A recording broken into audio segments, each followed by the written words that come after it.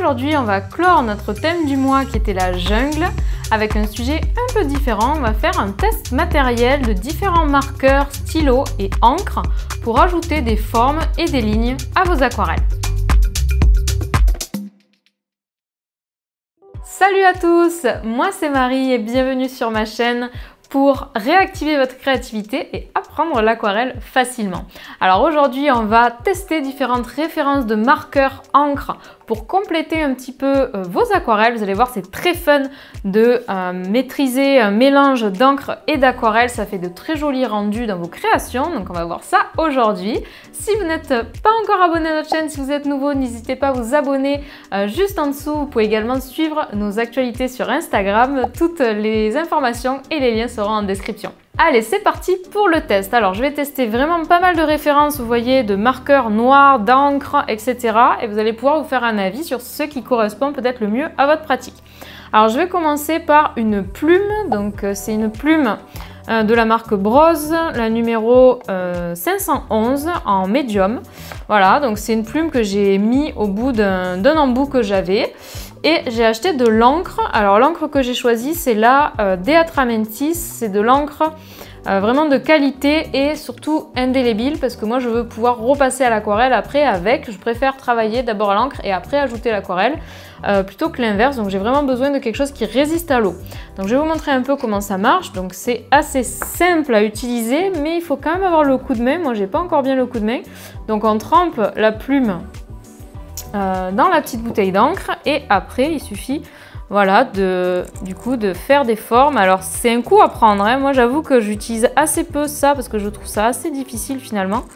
Ça vous permet de faire des formes épaisses ou des formes plus fines. Alors ça dépend bien entendu de quelle plume vous allez choisir, mais vous voyez on peut plus ou moins appuyer hop sur la plume et avoir des effets plus ou moins épais, donc ça peut être sympa. Vous voyez, j'ai mis d'autres exemples juste après.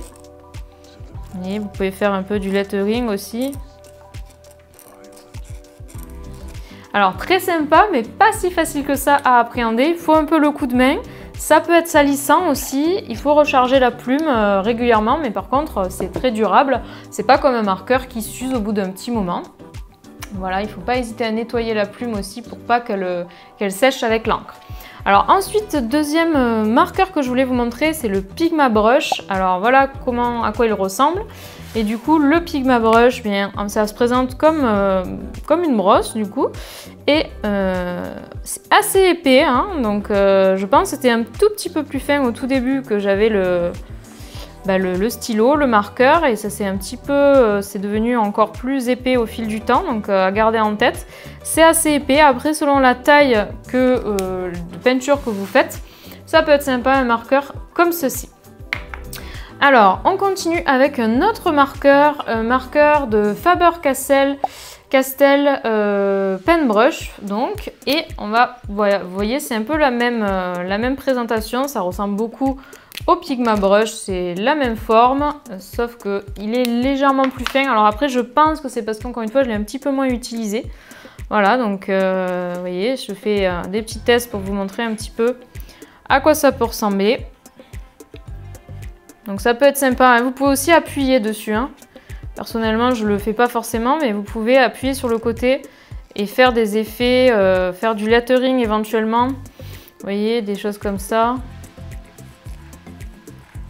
Ne pas hésiter à explorer. Alors moi c'est pas ma spécialité, mais en tout cas c'est très sympa à combiner avec l'aquarelle, donc je vous invite à découvrir. Et vous voyez toutes les taches de couleur que j'ai faites, je les ai faites après. Donc une fois que, assez rapidement en fait, ça sèche très vite, j'ai rajouté l'aquarelle par dessus. Vous voyez les effets que ça fait, c'est super sympa, ça bave absolument pas. Il n'y a aucun stylo qui bave, ils sont bien waterproof. Ensuite, je voulais vous montrer le micron. Alors le micron, j'en ai deux que je voulais vous montrer. Il y a le 1, donc, qui est très fin. Donc vous voyez, c'est très délicat. On peut faire vraiment des dessins vraiment avec beaucoup de détails. Très sympa à explorer. Alors moi, c'est pas forcément le style que je cherche à chaque fois dans mes peintures, mais j'avoue que ça m'a bien plu. Ça fait un peu doodle. Ça m'a bien relaxé de faire ces petits doodles l'autre fois quand je préparais cette vidéo. Voilà, donc je vous invite à essayer, je vous invite à peut-être essayer d'avoir un marqueur assez fin comme ça. Là, le numéro 1, c'est très bien, c'est très fin. Donc ça peut vous convenir. Voilà, vous voyez un petit peu à quoi ça ressemble. Et je voulais vous montrer aussi le numéro 5. Après, le numéro 5, moi, il est un petit peu séché parce que ça a quand même une durée de vie limitée, je dirais. Celui-ci, ça fait plusieurs années que je l'ai. Celui-ci, ça fait que quelques mois. Donc voilà, au bout d'un moment, ça s'abîme. Donc il faut le garder en tête, hein, vos marqueurs. Vous voyez, ça fait une ligne un petit peu plus... voilà, qui marque pas à chaque fois. Donc il faut garder en tête cette info. Mais c'est un petit peu plus épais, vous voyez, mais c'est pas non plus extrêmement épais, hein, le numéro 5, comparé au brush. Je vous mets le 1 juste à côté. Voilà, ça reste un peu plus épais, mais pas trop. Alors après, je voulais vous faire découvrir un set de 3 marqueurs qui m'a pas mal plu. Comme vous pouvez le voir, j'en ai acheté plein pour me faire un peu une idée de ce que je préfère. Et vous avez 3 marqueurs. C'est Pigma et vous avez donc un fin, un moyen et un plus gros. Donc vous voyez, Sakura, ça s'appelle Brush Pen. Ça vient dans ce petit coffret. Et c'est très sympa, je vais vous montrer un peu mieux. Donc par exemple, vous voyez ici j'ai utilisé le fin. Donc on peut à la fois faire donc, des traits assez fins si on utilise vraiment le bout du marqueur. Mais on peut aussi appuyer sur le côté. Donc encore une fois, on peut faire du lettering si c'est quelque chose qui vous plaît. Peut-être pas avec le plus fin, mais en tout cas, voilà, ça donne ce rendu-là, le stylo plus fin. Vous voyez, ça fait une mine un petit peu épaisse. Voilà, assez sympa, qui n'a pas l'air d'avoir trop de soucis de ne plus avoir d'encre ou d'avoir des petits problèmes de distribution de l'encre. J'ai trouvé ça assez agréable à utiliser. Après, le médium, c'est celui-là où j'ai fait les hibiscus ici. Donc, je vais vous remontrer. Là, la brosse est plus épaisse, ça ressemble plus à un brush pen. Voilà, et là, hop, vous voyez, quand on appuie sur le côté, tout de suite, on arrive à faire des lignes très sympas avec vraiment de l'épaisseur. Ça peut être vraiment top pour ajouter de l'aquarelle, pour ajouter à son aquarelle, vous voyez là, comme j'ai fait ici. Et ensuite, vous avez donc vraiment le bold, donc le plus gros. Donc, vous voyez la taille de la plume. Et là, vous voyez, si je refais mon Hello, c'est vraiment... alors encore une fois, voilà, c'est pas ma grande spécialité, le lettering, mais vous avez compris, hein, l'idée, c'est de faire des pleins et des déliés. Alors bon, là, c'est un peu raté, mais vous avez vu, on peut faire des choses vraiment sympas avec ce genre de stylo. Je trouve ça vraiment pas mal du tout. C'est parmi mes préférés, je pense. Je n'avais pas tout à fait beaucoup testé. J'avais préféré les pen brush, mais au final, c'est encore mieux, je trouve. On arrive mieux à avoir une variation de la ligne, alors qu'ici finalement j'ai un peu plus de mal, même si on y arrive, ça reste épais, alors qu'ici je trouve qu'on arrive à avoir plus d'amplitude, de la finesse et de l'épaisseur.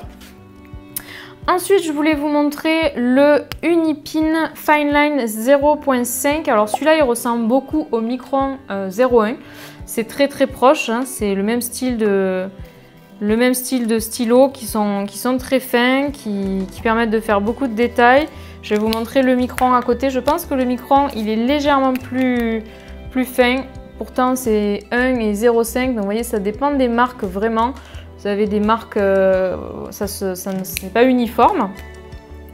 Top. Donc, ouais, le Micron, il est peut-être légèrement plus fin encore. Et j'ai peut-être une petite préférence personnelle pour le Micron. Celui-ci, j'ai peut-être eu un petit peu plus de mal à l'utiliser. Je ne saurais pas vous dire exactement pourquoi. Mais c'est très proche du coup du Micron. Vous voyez le résultat, ça donne quelque chose de très sympa aussi. Si vous n'avez pas de Micron dans votre magasin de Beaux-Arts proche et que vous avez le Unipin, il est très bien aussi. Ensuite, je voulais vous parler du Tombow. Alors, je crois que son nom, c'est Fudendo Suke ou quelque chose comme ça. Je le mettrai à l'écran parce que j'ai plus le nom en tête exact. Ça ressemble un petit peu au Sakura que je vous ai montré là tout à l'heure, le type de brosse un peu dur. Alors le mien, il date un petit peu, il date sans doute il y a 2 ans, donc il est un petit peu fatigué. Mais il est sympa, il est assez rigide et on peut appuyer dessus pour, encore une fois, avoir des traits plus épais. Je vais bien vous montrer. Donc vous voyez, hop, c'est très fin et on peut appuyer. Mais vous voyez, le mien, il commence un peu à sécher.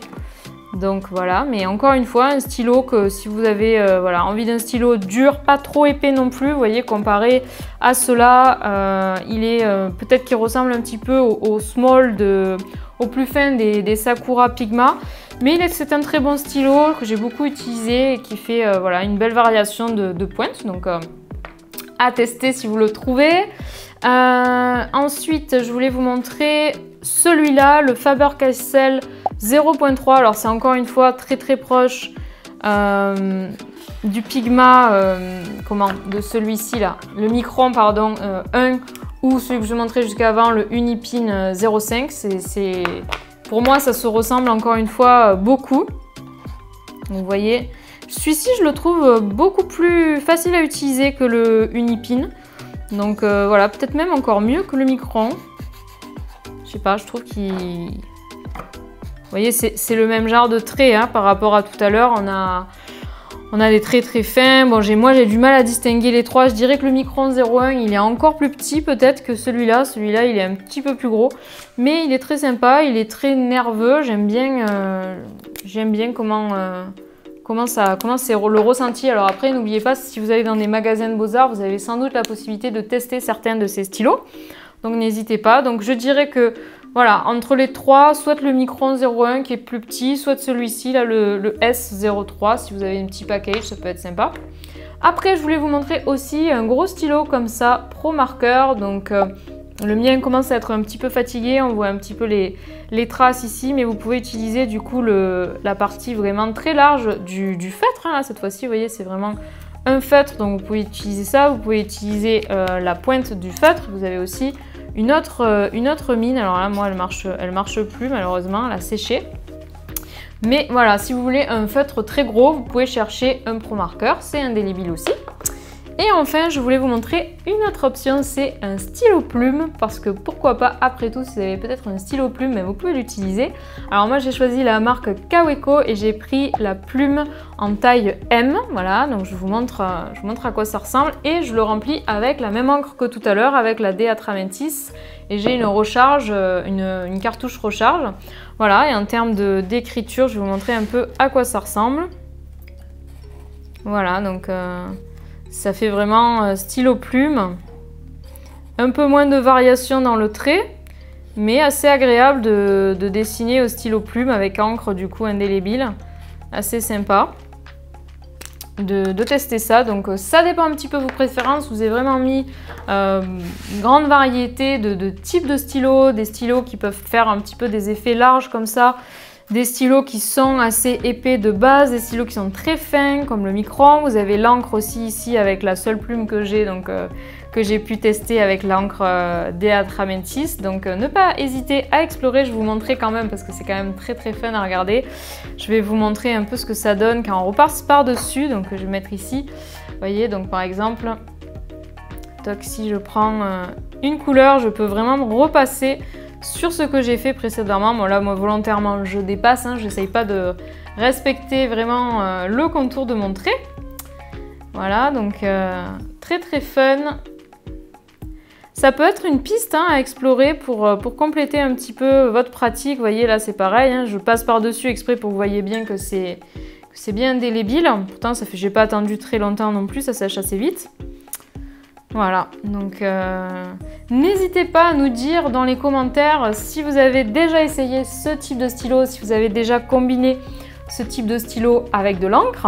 Merci à tous d'avoir regardé ce test, j'espère que ça vous a donné un maximum d'inspiration pour combiner un petit peu l'aquarelle avec d'autres médiums. Notamment, vous pourriez vous servir de toutes ces astuces pour créer votre calendrier 2021-2022. On a fait un article avec l'équipe sur le blog avec plein de façons et d'inspiration pour faire votre propre calendrier, donc n'hésitez pas à aller voir. Mettez-nous un commentaire pour nous dire quel stylo vous avez envie de tester ou bien quel stylo j'ai oublié et que je devrais tester. Mettez-nous tout ça en commentaire. Et puis si ce n'est pas encore fait, je vous invite à vous abonner à la chaîne pour ne pas rater les prochaines vidéos qu'on va bientôt sortir. Toutes les infos sont juste en dessous dans la description. Donc on se retrouve la semaine prochaine pour le prochain thème du mois d'octobre. Je vous dis à très vite. Salut!